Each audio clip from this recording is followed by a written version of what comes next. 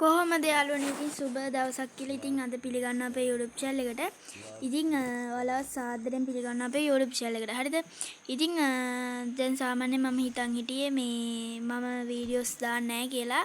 ඉතින් මම අද දැක්කා මගේ අර EC ඒ කියන්නේ ස්පීඩ් ඉමෝට් දාන වීඩියෝ එක 111ක් බලලා ඒ වගේම ලයික් 18ක් වගේම කමෙන්ට් 7ක් තිබුණා. ඉතින් මට ඒකට මාර සතුටුයි. හරිද? ගොඩක් අය සුපිරි මෙහෙම දාලා තිබුණා. ඉතින් ඒකට මට හිතුණා මම වීඩියෝස් දාන්න එක අත්තරින්න නැතුව වීඩියෝ එකක් දැම්මොත් හොඳයි කියලා. හරිද? ඉතින් අද වීඩියෝ එක ගොඩක් අයට වැදගත් වෙන වීඩියෝ එකක් කියලා මම හිතනවා. ඉතින් දැන් ගොඩක් අය දැන් ගොඩක් වීඩියෝස් වල මම දැක්කා CS ගහන විදිය BR ඒ වගේම හයිඩ් ප්ලේස් වගේ ගොඩක් දේවල් කියලා දෙනවානේ. ඉතින් මම අද කියලා දෙන්නම් දැන් සාමාන්‍යයෙන් account එකක් තියෙන ප්‍රෝලා නෙමෙයි. ඉතින් අපි වගේ අයට long wolf එකක් කොහොමද හරියට play කරන්න කියලා. හරිද? මේක step 3ක් හෝ 2ක් වගේ තමයි තියෙන්නේ. හරිද? ඉතින් වැඩි කතා නැතුව අපි යමු වීඩියෝ එකට. ඉතින් අපේ channel එකට අලුත් වෙන අනිවාර්යයෙන්ම subscribe කරන්න අමතක කරන්න එපා. එහෙනම් අපි වීඩියෝ එකදී set වෙමු.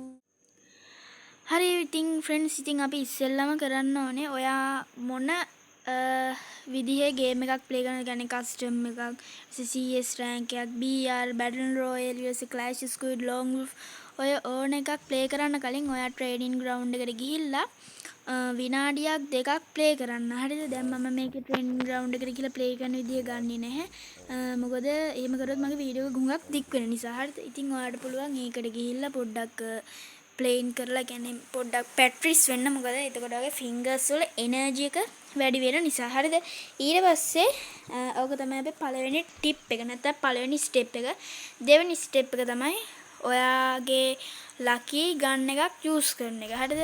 දැන් අපි යමු මැච් එකට. මම ඊට පස්සේ වලට මේකේ කතාව ගැන කියලා දෙන්නම්. ඊට පස්සේ අපිට තියෙන තව IQ එක වගේම හයිඩ් ප්ලේස් කියන්නේ තව අපිට ස්ටෙප් දෙකයි තියෙන්නේ. හරිද? ඉතින් මම සාමාන්‍යයෙන් ඩුවෝ එකක්ද කොහෙද දැම්මේ. ඉතින් සාමාන්‍යයෙන් මම ප්ලේ කරන්න යන්නේ එහෙම තමයි. හරිද? ඉතින් සාමාන්‍යයෙන් මේ ටිප් එක මේ ස්ටෙප් ටික යූස් කරන මේ ටිප් ටික ෆලෝ කරොත් ඔයාට මැච් එක අනිවාර්යයෙන්ම දිනන්න නෙමෙයි. හරිද? මැච් එක හොඳ ගේමක් දෙන්න පුළුවන්. හරිද?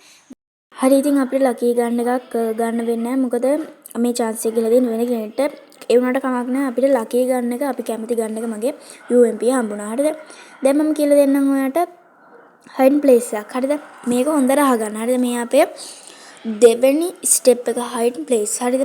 IQ එක මම ඊට පස්සේ කියලා දෙන්නම්. මේ තියෙන්නේ හයිඩ් ප්ලේස් දෙවෙනි ස්ටෙප් එක. හරිද? ඉතින් මෙතන ඔයාලට පේනවා එකක්. හරිද? මම දැන් මේක ගැහුවට ඔයාලා කවදාවත් උතන ඉඳලා විනාඩියක් දෙකක් ඉන්න. හරිද? දැන් මම මැච් එක ප්ලේ කරන නිසා තමයි යෝග දැම්මේ. හරිද? ඒ වගේම ඔයා කොයි වෙලාවකවත් මම අර කරපු එළියට ගිහිල්ලා පෙන්නන්න කරන්න එහෙම කරන්න යන්න එපා. හරිද? ඒ වගේම මේ වගේ ෆයර් කරනකොට එකම වෙලාවට ෆයර් කරන්න. ඒ වගේම මම මේ කරන මෝඩ වැඩේ කරන්නත් එපා.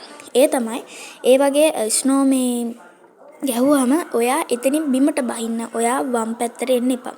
ඒ කියන්නේ දකුණු පැත්තේ ඉන්නවා නම් ඉන්න දකුණුම පැත්තේ. ඔයා වම් පැත්තට එන්න එපා. ඒකට එනෙම හිතන්නම් දකුණු පැත්තේ ඉන්නවා කියලා. ඊට පස්සේ අපිට දෙවෙනි රවුන්ඩ් එකෙන් හොඳ මොලේ හොඳ වැඩකින් පොඩි වැඩක් කරන්න පුළුවන්.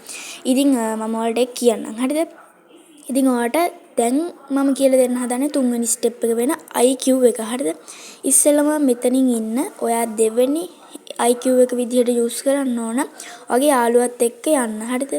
ඒ වගේම ඔයාට බලන්න දැන් මේ මගේ තවත් ලස්සන IQ. හරිද? මම එළියට ඇවිල්ලා පොඩ්ඩක් බැලුවා. කොයි තැනද අර එනිමි ඉන්නේ කියලා. හරිද? ඒ වගේම මට මෙතන හයිඩ් ප්ලේස් එක HP අප් කරගන්න පුළුවන් වුණා. හරිද? දැන් ඔයා යන්න ඕනේ ඉස්සරහින් නෙමෙයි පිටිපස්සේ. මොකද ඉස්සරහින් ගියොත් වෙන්නේ එයා ගහන එක. දැක්කනේ එයාත් දැන් වෙපන් එකක් ගන්න නැතුව ආවේ. කොහොම හරි අපි එයාට නොක් කරා. හරිද? දැන් අපිට දන්නවා එයා හෙඩ් ගහුවොත් එහෙනම් අපිට යන නිසා අපිට පුළුවන් හැංගිලා ඉඳලා එකපාරටම ෆයර් කරලා මැච් එක දිනන්න. හරිද? කොහොම තමයි මැච් එකක් සාමාන්‍යයෙන් ප්ලේ කරන්න තියෙන්නේ. හරිද? ඉතින් ඒත් ওই දෙවෙනි රවුන්ඩ් එකේම තමයි ගොඩක් වෙලාවට ඔයාලා හයිඩ් ප්ලේස් එකක් විදිහට වම් පැත්ත තෝරගත්තොත් දෙවෙනි රවුන්ඩ් එකේදී හෝ ඊළඟ රවුන්ඩ් එකේදී ඒකේ ඒ වම් පැත්තම යූස් කරන්න එපා. ඒ දකුණු පැත්ත වගේ යූස් කරන්න. හරිද? දැන් මේක නම් දෙපැත්තෙම මට වැදුනා. දැන් අන්තිමට මම නොක් වුණා. ඒ කියන්නේ කිල්ලුණා. හරිද? ඔයා ඔය වගේ ගුණ වැඩ කරන්න එපා. හැම වෙලාවෙම යාළුවොත් එක්ක යන්න මේ වීඩියෝ එක බලන ඔයා. හරිද? ඒ වගේම තවත් ලස්සන වීඩියෝ එකකින් හම්බෙමු. අද වීඩියෝ එක මම මෙතනින් එන්ඩ් කරන්න හිතුවා. ඉතින් මේ වගේ ලස්සන වීඩියෝ එකකින් සෙට් වෙමු. අපේ vlog channel එක subscribe කරලා නැත්නම් අනිවාර්යෙන් subscribe කරන්න. එහෙනම් අපි තවත් ලස්සන වීඩියෝ එකකින් සෙට් වෙමු. හැමෝටම බුදු සරණයි.